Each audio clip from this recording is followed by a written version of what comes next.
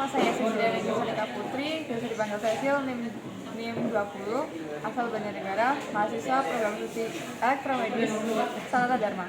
Jadi di sini kami akan menjelaskan bagaimana cara kerja dari rangkaian yang tugas pertama.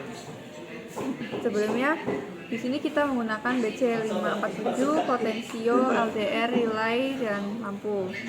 Jadi cara kerjanya pada saat kondisi terang, saat LDR ini mendeteksi kondisi terang, resistansi dari LDR ini akan menjadi rendah, sehingga tegangan di basis tengah ini, transistor, cukup untuk mengaktifkan transistor ini, sehingga lampunya menyala. Kemudian ketika transistor aktif, kontak relay akan berpindah dari posisi NC ke NO. Jadi ini penjelasan kondisi gelap, saat gelap. LDR yang tidak terkena cahaya ditutup. Bisa dilihat lampu akan menyala.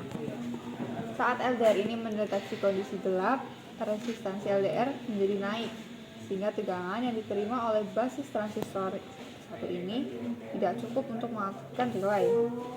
Kemudian pada posisi NC akan berubah menjadi NO. Kemudian LED hijau ini akan menyala karena terhubung ke NC yang mendapatkan arus. Kemudian LED kuning ini akan mati karena terhubung ke NO yang tidak mendapatkan arus dan akan tetap begini.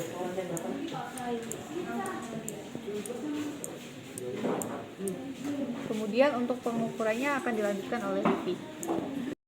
Perkenalkan, saya Livia Claudia Kulnaya, NIM 23133022 dari Prodi Teknik. Di sini saya akan menjelaskan tentang tegangan dari transistor. Di sini kabel positif dia di kaki basis, sedangkan yang kabel negatif dia di kaki ground. Dalam kondisi terang dia di 0,8, sedangkan saat dalam kondisi gelap atau LDR-nya ditutup dia di 0,6.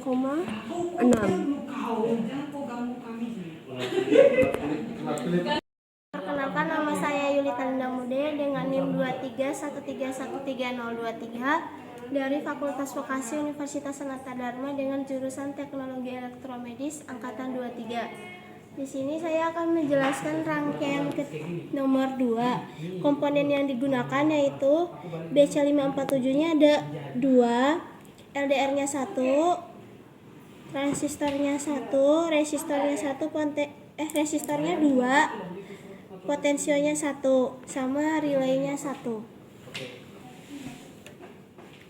LDR itu memiliki komponen resistansi yang berubah-ubah tergantung pada intensitas cahaya yang mengenainya. Semakin gelap resistansi, LDR semakin besar. Nah, yang kedua itu transistor. Kedua transistor ini berfungsi sebagai saklar elektronik yang dikendalikan oleh arus basis. Terus yang ketiga itu resistor. Resistor digunakan untuk membatasi arus dengan tegangan pada rangkaian. Nah, yang keempat itu dioda, berfungsi sebagai penyearah untuk melindungi komponen lain dari tegangan balik. Yang keempat itu LED sebagai indikator keluaran. LED ini akan menyala ketika rangkaian aktif. Yang kelima baterai, tapi di sini pakainya power supply. Terus yang keenam potentiometer yang digunakan untuk mengatur sensitivitas LDR. Penggunaan dua transistor dalam rangkaian ini memiliki beberapa tujuan. Yang pertama itu transistor pertama berfungsi sebagai penguat sinyal lemah dari LDR. Sinyal lemah ini kemudian diperkuat oleh transistor 1 sehingga cukup kuat untuk mengaktifkan transistor yang kedua. Yang kedua itu transistor kedua berfungsi sebagai saklar untuk mengontrol arus yang lebih yang lebih besar pada LED. Yang ketiga itu inverse. Konfigurasi rangkaian ini menyebabkan keluaran berlawanan masukan, artinya ketika cahaya terang LED dan sebaliknya. Cara kerja pada rangkaian ini, yang pertama itu kondisi terang.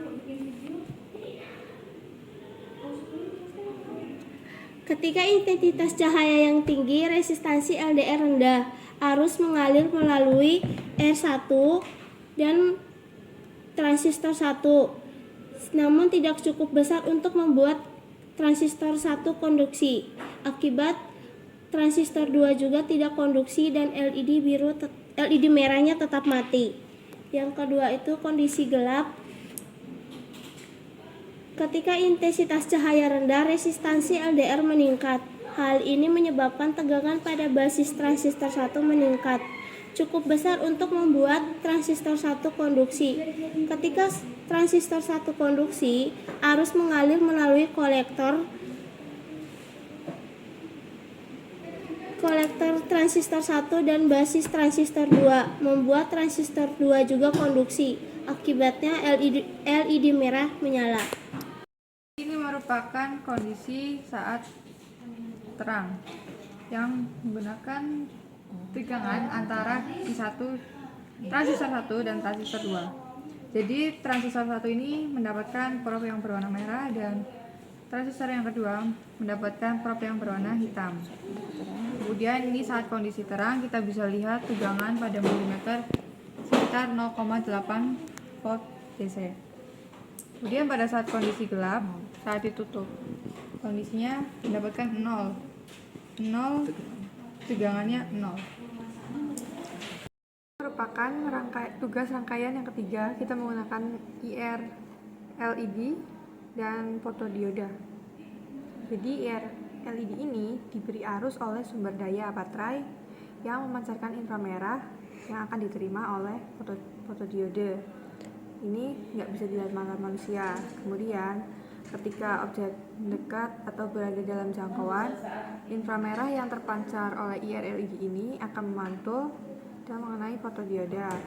Fotodioda yang terpapar infrared menghasilkan arus kecil. Kemudian tegangan ujung resistor R2, R3 dan potensiometer ini dikirim ke IC 358, diterima oleh pin 3. Kemudian tegangan dari fotodioda ini di pin 3 ini dibandingkan dengan tegangan yang ada di pin 2 yang di sini. Kemudian diatur potensinya untuk mengubah batas tegangan. Jika ada infrared dari sini yang memungkinkan terdeteksi oleh fotodioda. Ketika pin 3 ini lebih tinggi, maka tegangan di pin 2 itu mendeteksi adanya inframerah dan mengeluarkan tegangan tinggi pada pin 1. Kemudian kalau ada tegangan inframerah terdeteksi, maka lampu LED ini akan menyala. Tapi ketika LED ini ditutup, LED ini akan mati. Nah, ketika sinyal tinggi atau pin 1 ini dibagikan ke output akan menyala, menunjukkan adanya inframerah yang terdeteksi. Sedangkan jika tertutup seperti ini, cahaya inframerah nggak terdeteksi oleh fotodioda. Kemudian op-amp akan mengirimkan sinyal ke LED ini sehingga lampu tidak akan menyala. Jadi ini merupakan cara pengukuran pada rangkaian ketiga. Probe hitam untuk negatif dan probe merah itu untuk yang pin kaki 2 atau 3. Sekarang kita mengukur kaki 2. Bisa dilihat pada rangkaian, pada multimeter menunjukkan sekitar 6,6 atau 6,8. Kemudian pada saat IR LED dan fotodioda ini ditutup, hasilnya akan tetap sama karena ini merupakan pin negatif atau non-inverting. Sedangkan pada saat kita pindah ke kaki pin 3 yang merupakan inverting, bisa dilihat tegangannya sekitar 6,6, dan pada saat IR LED ini ditutup, maka tegangannya akan turun sekitar 1,2. Nah, begitu. Jadi dalam rangkaian keempat, di mana pada rangkaian ini kita menggunakan detektor cahaya inframerah, LED inframerah, dan ada fototransistor, dan juga ada komparator tegangan. Di sini LED inframerah memancarkan sinar inframerah. Ketika sinar ini mengenai permukaan atau objek di depannya, sebagian dari sinar akan dipantulkan kembali. Sedangkan fototransistor mendeteksi sinar inframerah yang dipantulkan. Jika ada pantulan, fototransistor akan menghantarkan arus, sedangkan jika tidak ada pantulan, fototransistor tetap dalam kondisi non-hantaran. Di sini ada komparator tegangan. Komparator tegangan membandingkan tegangan yang dihasilkan oleh fototransistor dengan tegangan referensi yang telah diatur oleh pembagi tegangan. Jika fototransistor mendeteksi pantulan cahaya inframerah, tegangan di basisnya akan berubah dan komparator akan mengeluarkan sinyal output tertentu. Jika tegangan di pin positif komparator lebih besar dari tegangan di pin negatif, komparator akan mengeluarkan tegangan tinggi yang akan menyalakan LED hijau pada output. Sebaliknya, jika tegangan pada pin negatif lebih besar, output komparator akan menjadi 0 dan LED akan mati. LED hijau akan menyala saat sinyal keluaran dari IC1 bernilai tinggi. Ini menunjukkan bahwa pantulan cahaya inframerah telah terdeteksi oleh fototransistor.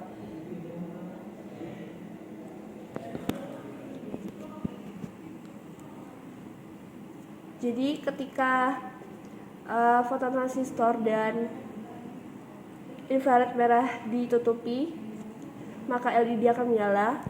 Tapi jika ketika kita lepas, maka LED akan mati. Jadi di sini saya akan mengukur tegangan pada kaki 3 IC, yang dimana pada saat LED-nya mati,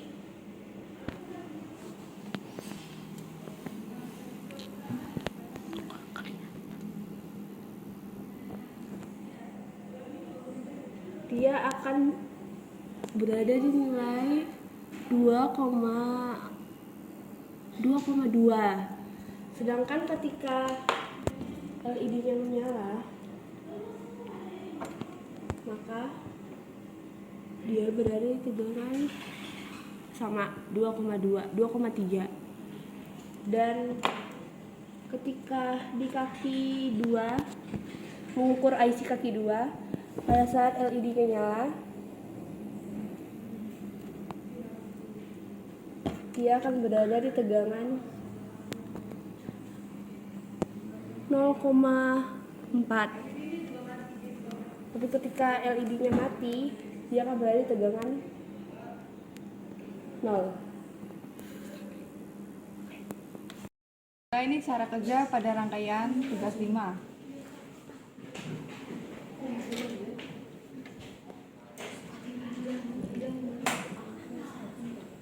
LED inframerah ini akan memancarkan cahaya ke sebuah permukaan.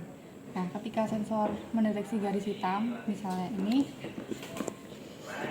dari fotodiode yang lebih rendah dan tegangan referensi. Kemudian komparator LM358 ini membandingkan sinyal dengan tegangan referensi. Kalau sinyal fotodiode ini lebih kecil, outputnya akan menjadi tinggi.